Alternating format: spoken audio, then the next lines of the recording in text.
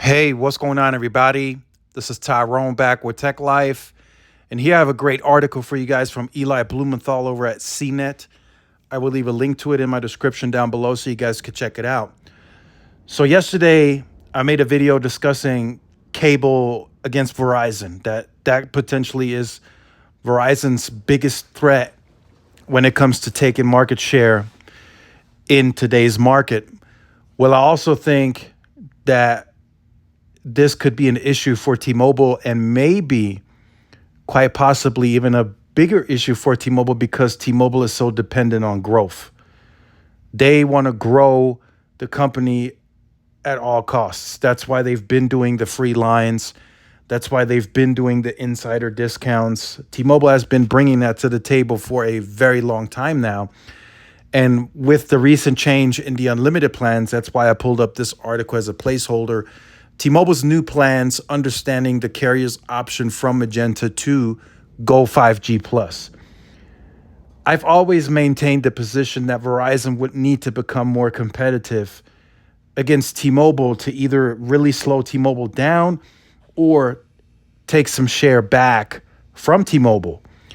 Well, in this case, we have cable doing that on Verizon's network. Cable is very competitive, and they're just getting their foot in the door.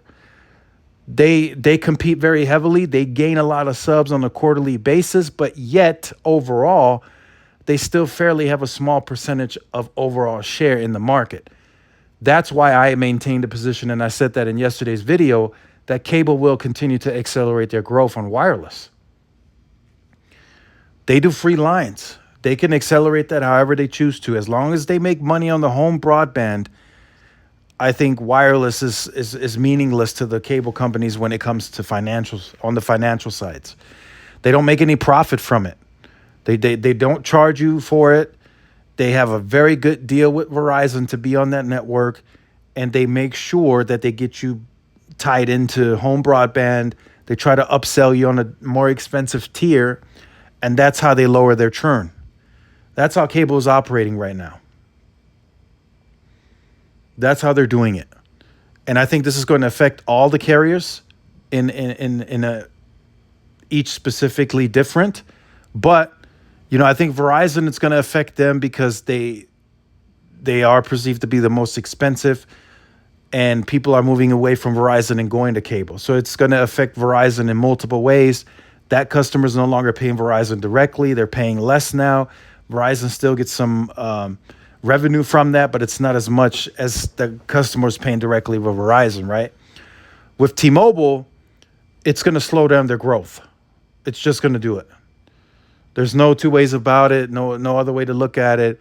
T-Mobile's growth is destined to slow down. They're not, they could make some changes in the future that could accelerate their re-accelerate their growth again, but I think it's going to be slower in the future than it was, say, a few years ago, especially during LTE. And I think that's the kind of impact that cable will have on the industry. I think they're going to slow T-Mobile down as they get deeper in their marketing and they start really gaining perception, because that takes time. I think they're going to slow T-Mobile's growth down. And then next, I'm waiting to see how T-Mobile responds to that. T-Mobile said they already have them in the run rate, but now I want to see if they materially slow down T-Mobile's growth. I wonder how T-Mobile is going to respond to that. Could that mean more free lines? Could that mean another Un-carrier move? Could that mean more perks? It's possible. It is very possible. T-Mobile is looking to have the best churn in the industry. It could force them to make several of series of moves to combat cable, especially since they have fixed wireless access. So Verizon and T-Mobile have that going for them. AT&T is, I'll get to that in that video, but I don't think they have an answer for cable right now as it stands. But I think T-Mobile has their work cut out for them. If they see the growth organically slow because of cable, then I think they will respond, because their stock and everything is dependent on that growth. And I think that's when they tap into another competitive gear and become innovative and make some changes. So let me know what you think about that in the comment section down below. Look forward to reading your comments. Make sure you guys like, share, subscribe, and I will see y'all in the next one. Peace.